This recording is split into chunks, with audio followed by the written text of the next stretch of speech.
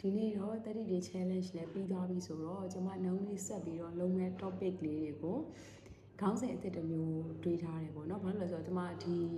နေ့တိုင်းဗီဒီယိုရိုက်တာကိုကိုယ့်ရဲ့ daily routine တစ်ခုအဖြစ်နဲ့လုပ်သွားခြင်းနဲ့ဒါပေမဲ့အခုနောက်ရှေ့နေ့တော့မှလို့ challenge တစ်ခုအနေနဲ့ကျွန်မ rush ဖြစ်ပြီးတော့မလုပ်ချင်တော့ဘူးပေါ့နော်။အဲ့ဒီတော့အခုနေ့တိုင်းလုပ်မဲ့ဗီဒီယိုကိုနေ့တိုင်းလည်းလုပ်ချင်တယ်ဆိုတဲ့အတွက်ကျွန်မ better self လို့နာမည်ပေးထားတယ်။ဒါကို pick up လုပ်ထားတဲ့နာမည်လေးပေါ့နော်။ better self ဆိုပြီးတော့ဒီ series လေးနဲ့ကျွန်မရိုက်သွားပါမယ်ဒီ series လေးမှာအရင်တော့လို့ပဲကျွန်မရဲ့ experience တွေကျွန်မရဲ့အမြင်တွေကျွန်မရဲ့ personality type တွေ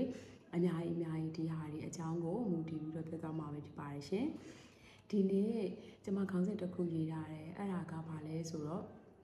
ကိုဘဝမှာဒီအလေးအကျင့်တစ်ခုကြောင့်ပြောင်းလဲသွားတဲ့အကြောင်းအရာအများကြီးပြောင်းလဲတိုးတက်ခဲ့တယ်ပေါ့နော်အဲ့ဒါကဘာလဲဆိုတော့လေကျမတို့ခက်ခဲနေပြီလို့ထင်တဲ့အလုပ်တစ်ခုကိုကျမအရင်ဆုံးလုပ်လိုက်တယ်အဲ့ဒါကငယ်လေးတုန်းကအကြောင်းမှာကျမအကြောင်းဒီ state ကြောင်တက်တုန်းကစပြီးတော့ပေါ်လာတာပေါ့နော်သူကလေတရက်ကြတော့အဖေကကျမငယ်တုန်းကဆိုရင်နေ့တိုင်းကြောင်အချို့ဖို့လုပ်ပြီးတော့တရက်ကြတော့ဆရာမကဒီတိုင်းအလားပါတက်လာပါပြောနေတယ်ပေါ့နော်ပြောနေချိန်မှာအဖေကကျတော့အပြင်မှာမိုးရီထဲမှာစောင့်နေတယ်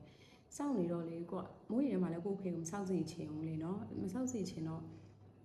စိတ်ထဲမှာစဉ်းစားနေတယ်ငါကဒီမှာအချိန်အဓိကတော့ဆီယမအောင်စော်ကားချင်တာလည်းမဟုတ်ဘူးဆီယမကစတင်လို့လည်းပြီးသွားပြီပေါ့နော်ဒီလိုပြောရင်းဆိုရင်လည်းစကားစမပြတ်သေးတာပေါ့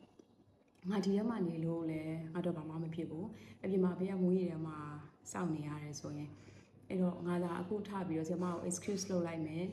ထောက်ခွင့်ပြုပါဆိုပြီးတော့တောင်းလိုက်မယ်ဆိုရင်တော့ okay ဆီယမလည်းdisturb မဖြစ်ဘူးပေါ့ပြီးတော့ကိုလည်းအဆင်ပြေသွားမယ်ကိုဖေလည်းအဆင်ပြေသွားမယ်ပေါ့နော်အဲ့လိုမျိုးလေးကျွန်မတွေးလိုက်တယ်တွေးပြီးတော့ဒါပေမဲ့လူတအုပ်ကြီးကြားမှာလေကိုကဒီလို hands up လုပ်ပြီးတော့ဆီယမပြောနေတဲ့စကားစာကြီးဖြတ်ပြီး disturb လုပ်ဖို့ဆိုတာမလွယ်ဘူးကိုကလည်းအဲ့လောက်ထိရရတင်းတင်းနေတဲ့ type လည်းမဟုတ်ဘူးဆိုတော့လေဒါပေမဲ့စူးစမ်းပြီးတော့စိတ်တွေကလေကျွန်မအမြဲတမ်းပြောနေတဲ့စကားကြောက်ရင်လွယ်ရဲရင်မင်းဖြစ်ပေါ့နော်ကျွန်မအဲ့ဒီစိတ်အဲ့ဒီဟွာလေးကိုဒီစကားစုလေးကျွန်မ3ကောက်လောက်ရွတ်လိုက်တယ်ရွတ်ပြီးတော့ဒီချဲလို့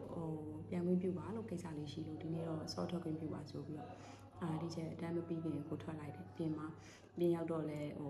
စင်ပြေသွားတယ်ပေါ့ပြောချင်တာအစားလည်းပြီးသွားပြီပါတိလားကျွန်မအတန်းထဲမှာထပ်နေပြီးတော့နောက်ထပ်10မိနစ်ကြာမလားနောက်ထပ်မိနစ်20ကြာမလားမိနစ်30ကြာမလားမသိတဲ့ကိစ္စတခုပေါ့အပြင်မှာအဖေကလည်းရောက်နေတာကိုကလည်းတွေ့နေပြီဆိုတော့ okay ဒါကတော့ကိုလှုပ်လိုက်တဲ့ကိုတက်ခက်ခဲတယ်ဒါပေမဲ့